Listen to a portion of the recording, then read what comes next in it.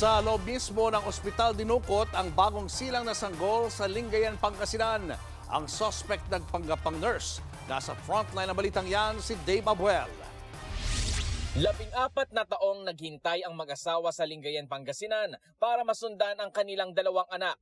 Pero 4 na araw pa lang mula nang ipanganak ang sanggol na lalaki, dinukot na ito sa loob mismo ng ospital. Kwento ng ina, isang babaeng nakasuot ng green scrub suit ang kumuha sa bata. Kukuhanan daw siya ng blood test.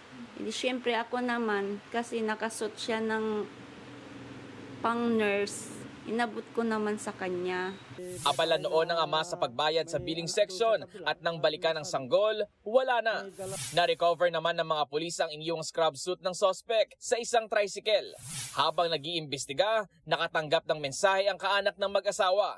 Gusto raw nitong ibalik ang sanggol at napag-utusan lang ng isang babaeng kamag-anak. Aminado ang suspect na silaw daw siya sa pera. Nagpadala ito ng litrato ng bata bilang patunay. Nung nakita namin na buhay siya, doon na kami lahat, tumaas yung balahibo namin, yung excitement. Sa tulong ng pulisya, nabawi ang sanggol at naaresto ang dumukot.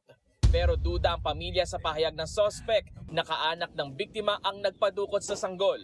Ayon sa Lingayen Police, may ideya na sila kung sino ang nag-utos sa pagdukot. Pero uunahin muna ang inquest laban sa naarestong suspect. No comment ang suspect.